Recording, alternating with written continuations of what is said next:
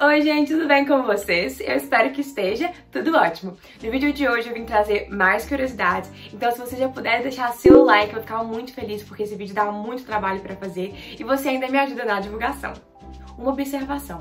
Os idiomas oficiais de Madagascar são malgache e francês. E como eu não achei muito material para poder aprender a falar um pouquinho de malgache e pronunciar certinho para vocês, eu vou fazer a abertura em francês, beleza? Mas eu quis pontuar isso aqui para vocês. La vidéo d'aujourd'hui porte sur Madagascar.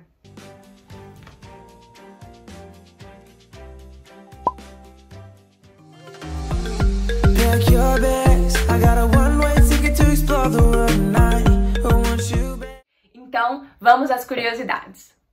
Então, gente, como Madagascar é um país que a gente normalmente não estuda muito sobre, eu vim trazer aqui também alguns fatos gerais sobre o país que talvez você não saiba. Madagascar é uma ilha que se localiza no Oceano Índico, a cerca de 400 quilômetros do litoral de Moçambique. E exatamente por causa da sua localização, é considerado um país africano, porém, os seus habitantes consideram mais asiáticos, e eu já vou explicar por quê. Primeiro eu quero saber, você sabe como chama quem nasce em Madagascar? Como é a nacionalidade? Então, existem dois nomes. Você pode chamar de malgache ou então de madagascarense. Bom, Madagascar tem pouco tempo que foi habitado, se a gente levar em consideração que o primeiro Homo sapiens surgiu na África há 300 mil anos atrás. Bom, Madagascar foi habitado pela primeira vez cerca de 500 anos depois de Cristo. Então, assim, tem mais ou menos só 1500 anos que tem civilização lá. Os primeiros povos, eles vieram da Indonésia, que são os povos austronésios. Depois, mais ou menos no século VII, chegaram os árabes e no século IX chegaram alguns povos africanos que cruzaram o canal de Moçambique. Então essa combinação bem diversa de povos gerou o grupo étnico malgache. E obviamente por ser tão diferente, dentro desse grupo étnico existem 18 subgrupos. Sendo o maior dele o subgrupo Merina, que veio lá da Indonésia, é um grupo de origem malaia. E bom, como eu falei, a maior influência nessa ilha é asiática. A gente pode perceber isso na alimentação. Eles comem muito arroz. É arroz no café da manhã, no almoço, no jantar, é o tempo inteiro. Eles produzem muito arroz. E o próprio idioma malgache, que ele tem as suas raízes dos idiomas da Indonésia, malaios, austronésios e tudo mais. Ainda falando da população, lá em Madagascar tem mais de 26 milhões de pessoas. Uma população maior que a da Austrália. E a gente pode comparar o tamanho, a gente vê como que a Austrália é tão maior e tem menos gente. Agora vamos falar de um capítulo da história de Madagascar, que é de uma galerinha que tá sempre ali nos países africanos, americanos, sempre tem que estar ali, que são os europeus. O primeiro europeu a passar por lá em Madagascar foi o Diogo Dias, que ele era um navegante português, inclusive um grande explorador, ele era irmão do Bartolomeu Dias. E o Diogo Dias, ele estava, inclusive, comandando um navio na frota de Pedro Álvares Cabral, que descobriu o Brasil. Inclusive, foi nessa viagem que depois do Brasil ele pegou o naviozinho e chegou até Madagascar em 1500. E ele, inclusive, chamou a ilha de São Lourenço, que era o nome do santo que estava comemorando naquele dia. Mas, enfim, não colonizou de fato. E aí vieram os outros europeus pra lá, foram franceses, holandeses, mais portugueses, a galera de britânicos também tentaram colonizar, mas não conseguiram. Até porque Madagascar tinha seu próprio governo, sua própria monarquia. Foi só em 1883 que a França conseguiu invadir o território, lutou uma guerra lá contra os malgaches e conseguiu ganhar. Então eles conseguiram de fato ocupar o norte de Madagascar. E aí os franceses estavam ocupados ali no norte da ilha, começaram a invadir mais pra baixo, invadindo, até que eles chegaram em Antananarivo, que é onde estava o castelo da rainha. Bombardearam o palácio, ela foi obrigada a se render, e aí sim a França, de fato, começou a colonização de Madagascar. Declarou a ilha como colônia em 1896. E isso durou até mais ou menos 1947, que quando começou o movimento de libertação lá dos malgaches. E esse movimento deu resultado quando, em 1960, o país finalmente pôde proclamar a sua independência. E exatamente por ter sido uma colônia francesa, é que a gente tem a influência francesa na ilha, tanto no idioma, como várias e várias pessoas falam francês, principalmente na capital, e também em questão de arquitetura, a gente vê muito isso no norte da ilha. Então, gente, ainda falando de governo, vou falar pra vocês a história de uma rainha que Madagascar teve, que ela ficou conhecida como a rainha louca, a rainha doida, a rainha má. Bom, primeiramente, a história dela começa ela sendo uma plebeia, ela não era da família real, não. O que acontece foi o seguinte, o pai dela descobriu um plano que estavam fazendo pra tentar matar o atual rei de Madagascar. Ele conseguiu contar pro rei e salvou a vida dele. E aí, pra poder retribuir isso, ele resolveu arranjar um casamento entre a filha desse cara, que é a nossa personagem principal da história, e o filho do rei. Então ela casou com esse filho do rei, que chamava Radama, e oficialmente virou parte da família real. A gente está falando da Ranavalona I. Bom, então Ranavalona casou com Ramana, e esse bonitão, ele resolveu ter 12 esposas. Aconteceu que em alguma brincadeira dele aí, ele pegou sífilis e acabou morrendo poucos anos depois. E aí, ele não teve nenhum filho com a Ranavalona, então quem teria direito ao cargo seria o sobrinho dele, o Rakotobi. Porém, vocês acham que Ranavalona ia deixar um sobrinho do ex-marido dela ser o novo rei no lugar dela? Não ia mesmo. E o que acontece?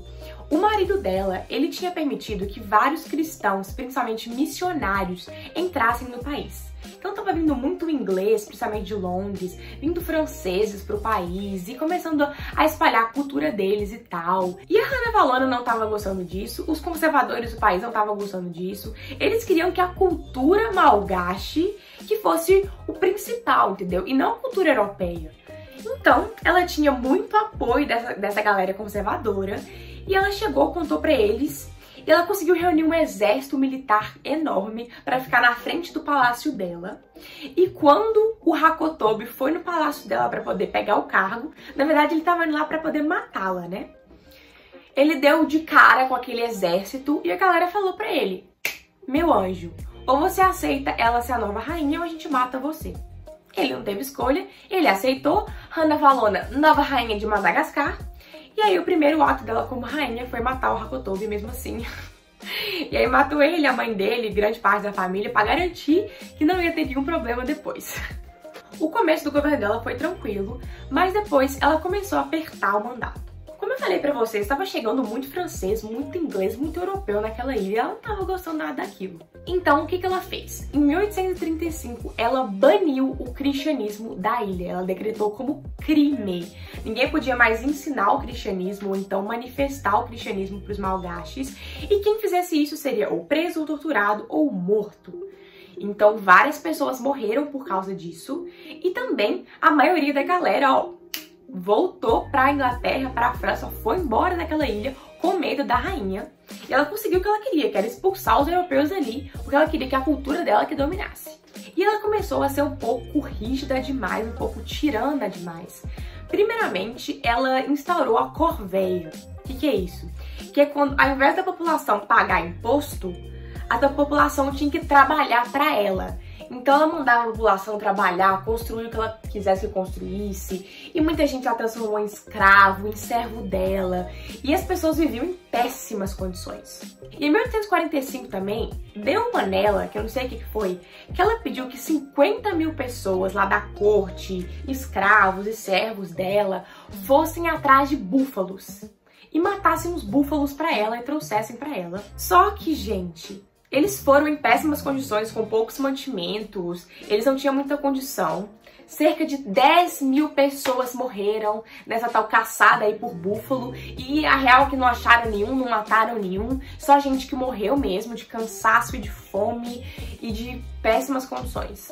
Essa caçada aí durou 4 meses, só serviu pra matar a galera. Outra coisa que ela tinha instaurado lá era a provação da tangena. O que é isso? Era um tipo de julgamento. Se uma pessoa era suspeita de algum crime, tipo matar, roubar, ou então praticar o cristianismo, alguma coisa do tipo, era acusado de ser infiel a ela, o que ela fazia? Ela mandava essa pessoa provar essa tal de tangena, que era um veneno de uma noz lá de Madagascar. E aí, se a pessoa vomitasse aquilo e vivesse, ficasse tudo bem, a pessoa era inocente. Se a pessoa morresse, ela era culpada. Então já era um julgamento automático ali. E aí, gente, cerca de 20 a 50% das pessoas que passavam por esse julgamento morriam. E aí, mais ou menos 3.000 pessoas morriam todos os anos por causa dessa tangena. Mas em 1838, dizem que cerca de 100.000 pessoas morreram por causa desse julgamento da tangena. Olha que loucura.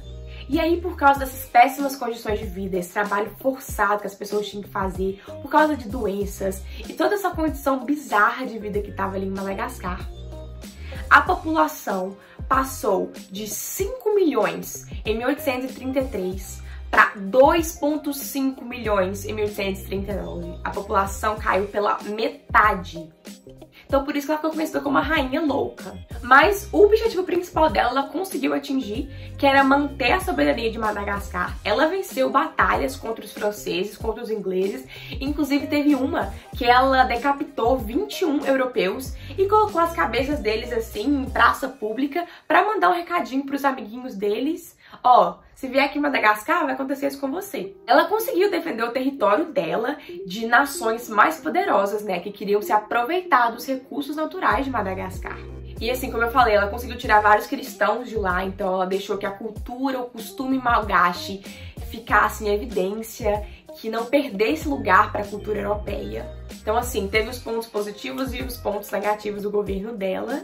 Agora, o filho dela, que assumiu depois que ela morreu, que era o filho que ela teve com outro cara, esse filho dela era completamente diferente dela, pelo contrário, tipo, ele achava que tudo que ela fazia era errado, ele inclusive participou de grupos que tentavam matá-la, mas não conseguiram.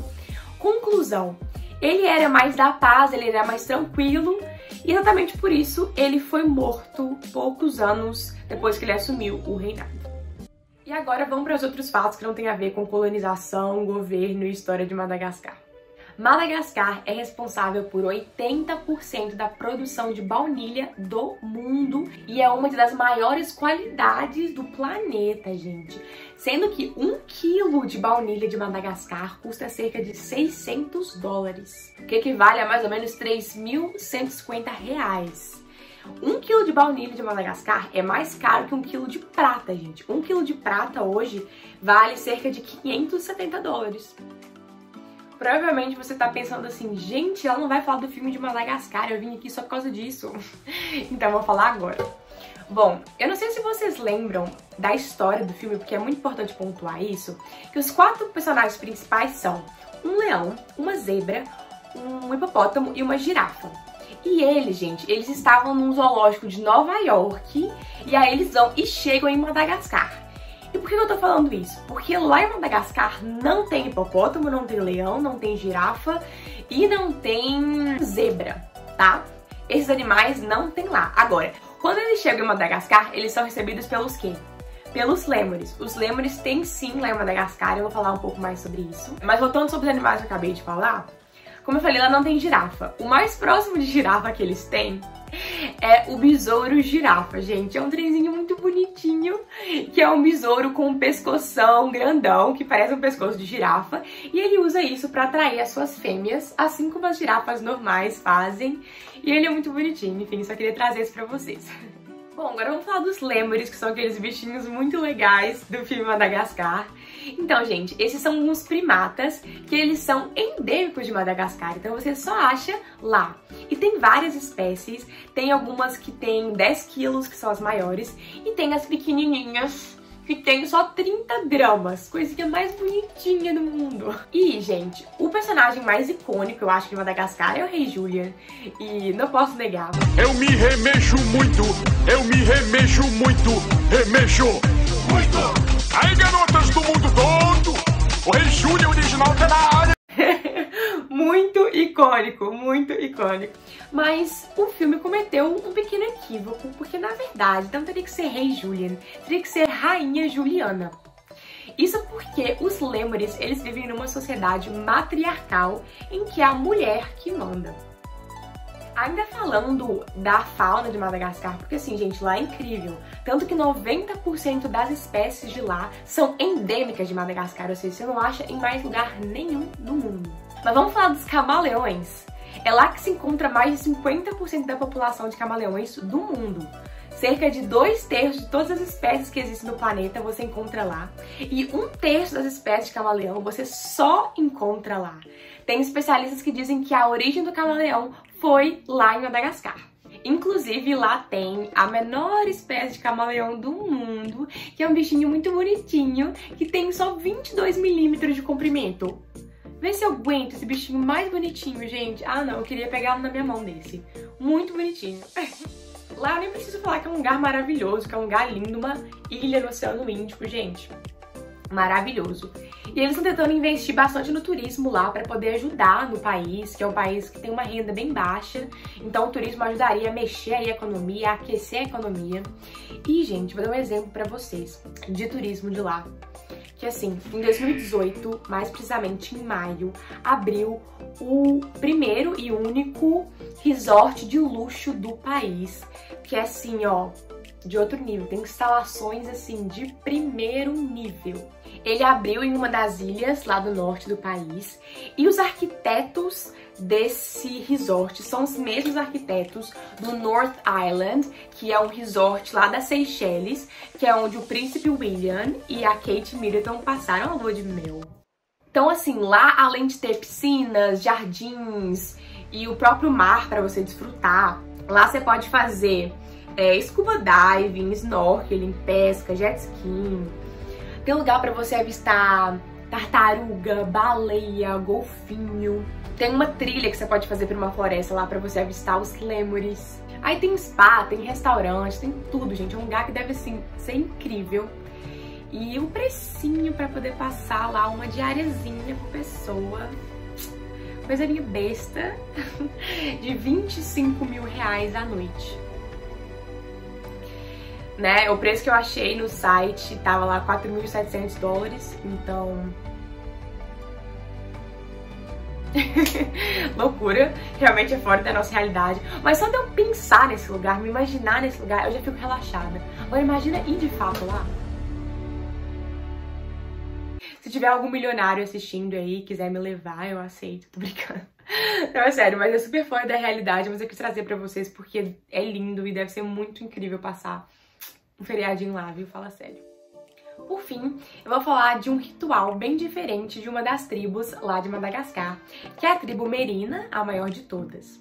Eles têm uma crença que quando as pessoas morrem, elas começam a viver uma nova vida. E isso acontece só quando seu espírito sai do seu corpo depois que seu corpo terminou completamente o processo de decomposição. Então, a cada mais ou menos 7 anos, eles têm uma festa, um ritual, chamado Famadiana, em que eles tiram os corpos dos seus ancestrais das tumbas, colocam roupas novas e dançam com eles. É uma festa, tipo, feliz mesmo, é muita alegria, porque significa que os seus ancestrais estão indo para essa nova vida. Então é um momento de muita alegria, não tem espaço para tristeza. E aí, gente, vem familiares do país inteiro pra curtir essa festa. E aí eles trazem presentes pros mortos, trazem álcool e dinheiro pra poder colocar na tumba dele, pra ele poder aproveitar disso na nova vida. Então é um momento de muita alegria. E por mais que é um ritual, um costume diferente da gente, a gente não faz, a gente sempre tem que ter respeito pra poder falar isso, porque é a cultura dele, a gente tem que respeitar, não pode falar, nossa, que estranho, nossa, que horror. Não, gente, tem que respeitar, porque é o que eles acreditam.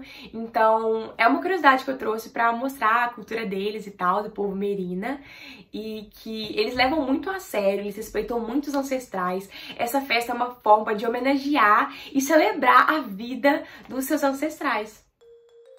E esse foi o vídeo de hoje, gente. Eu espero de coração que vocês tenham gostado. Por favor, não esquece de deixar seu like pra me ajudar na divulgação, porque esses vídeos dão muito trabalho. Deixe um comentário também, que eu adoro ler, eu fico muito feliz de saber o que vocês estão pensando. Se você é novo por aqui, se inscreve no canal e ativa o sininho pra não perder nada. Fico feliz também de você seguir nas minhas redes sociais pra gente ficar mais conectado. E também aproveita agora pra assistir mais vídeos do canal, porque tem vários países que você pode conhecer muita coisa legal sobre eles. Muito obrigada por estar comigo mais um dia. Tamo junto e é nóis!